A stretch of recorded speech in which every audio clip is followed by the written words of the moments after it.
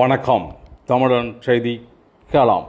சீர்காழி நகரில் அதிமுக வேட்பாளர் பாபு இரட்டை இலை சின்னத்திற்கு தீவிர வாக்கு சேகரிப்பில் ஈடுபட்டார். மயிலாடுதுறை மாவட்டம் சீர்காழி நகராட்சிக்கு உட்பட்ட பகுதிகளில் மயிலாடுதுறை பாராளுமன்ற தொகுதியில் அதிமுக சார்பில் போட்டியிடும் வேட்பாளர் பாபு தீவிர பிரச்சாரத்தில் ஈடுபட்டார். திறந்த ஜீப்பில் சென்ற வேட்பாளர் பாபு சிரித்த முகத்துடன் இரட்டை இலை சின்னத்திற்கு அனல் பறக்கும் வெயிலில் நிர்வாகிகள், தொண்டர்கள், கூட்டணி கட்சி நிர்வாகிகள் படை சூழ வாக்குகள் சேகரித்தார். பனமங்கலம் கிராமத்திற்கு சென்ற வேட்பாளர் பாபுக்கு பொறியாளர் மார்க்கோனி தலைமையில் உற்சாக வரவேற்பு அளிக்கப்பட்டது. இதேபோல் ஈசான்ய தெரு, புளிச்சக்காடு உள்ளிட்ட பகுதிகளில் வேட்பாளர் பாபுக்கு பூர்ண கும்ப மரியாதையுடன் சிறப்பான வரவேற்பு அளிக்கப்பட்டது. இதேபோல் செல்லும் இடமெல்லாம் பாபுக்கு சிறப்பான வரவேற்பு கட்சி நிர்வாகிகள், தொண்டர்கள், கூட்டணி கட்சி நிர்வாகிகள் அளித்தன.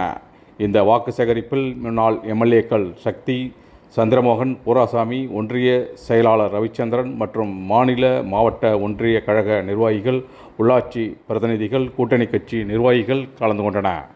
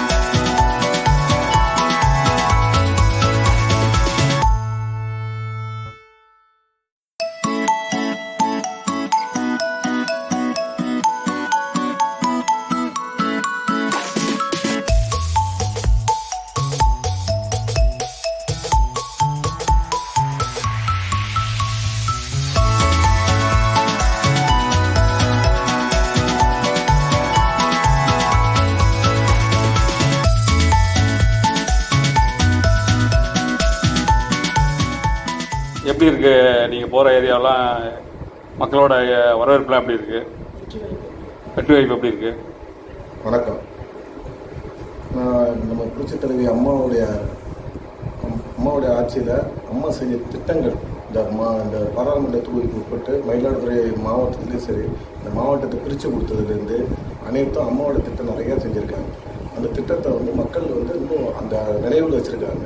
அது மட்டும் இல்லாமல் அண்ணன் எடப்பாடியார் அம்மாவோட ஆட்சியை அதை கண்டினியூ பண்ணும்போது அதனுடைய மக்கள் திட்டம் இந்த மயிலாடுதுறை மாவட்டத்தை பிரித்து கொடுத்து அதனுடைய வரவேற்பு இன்னும் மக்கள் மனசில் இருக்குது.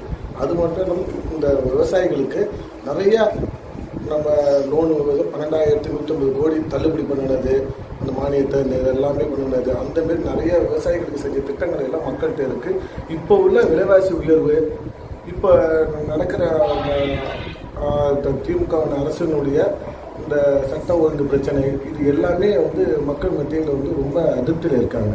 அதனால் எங்களுடைய 10 ஆண்டு காலமாக நம்ம அனைத்து இந்திய அண்ணா திராவிட முன்னேற்ற அம்மாவோட ஆட்சி சிறப்பாக இருந்ததுனால மக்கள் வந்து ஏதோ நம்ம தவறு பண்ணிட்டோம், இந்த வாய்ப்பை நம்ம பயன்படுத்தி நமக்கு இந்த முறை வந்து பாராளுமன்றத்தில் அவங்க வெற்றி பேசுறது எப்போ அண்ணன் எடப்பாடியோட முதலமைச்சர் ஆவார் என்ற ஆர்வத்தோட அவங்க எல்லாருமே சிறப்பான வரவேற்பு. ஒவ்வொரு இடத்துலையும் வந்து எழுச்சியான வந்து மாணவர் மாணவிகளாக இருக்கட்டும், பெரியவர்கள் தாய்மார்கள் எல்லாருக்கும் எழுச்சியாக இருந்து ஒருத்தவங்க வீட்டிலேருந்து உடையாந்து வந்து குரலை கேட்டுட்டு உடையாந்து வந்து வாசலில் வந்து கையெழுத்து கும்பிட்ற நிலைமை நல்லா இருக்குது, நல்லா எழுச்சியான இருக்குது. அதனால் எங்களோட அரசு, அம்மாவோட அரசு செய்த திட்டத்தின் மூலியமாகவே எனக்கு வெற்றி வாய்ப்பு பிரகாசமாக இருக்குதுன்னு நான் சொல்கிறேன். எதிர்கால திட்டம் அப்படிங்கிறது வந்து ஏற்கனவே நம்ம அனைத்து இந்த அண்ணா திராவிட முன்னேற்ற அம்மாவோட ஆட்சியில் நிறைய நாங்கள் கொண்டு வந்துட்டோம். இந்த மாவட்டத்தை பிரித்து கொடுத்ததுலேருந்து ஒவ்வொரு இடத்துல இந்த சீர்காழியை பொறுத்த வரைக்கும் ஆர்டிஓ ஆஃபீஸ் புதுசாக இது கொண்டு வந்ததுலேருந்து எல்லாமே நிறையா கொண்டு வந்திருக்கோம்.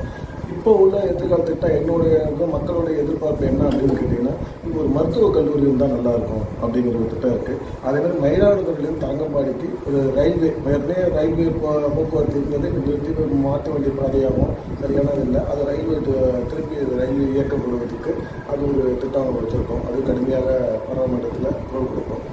அது மட்டும் இல்லாமல் இந்த மணல்மேடு மயிலாடுதுறை உட்பட்ட தொகுதியில் மணல்மேடுகள் வந்து சர்க்கரை ஆலை இயங்காமல் இருக்கிறதுனால அங்கே விவசாயிகள் சர்க்கரை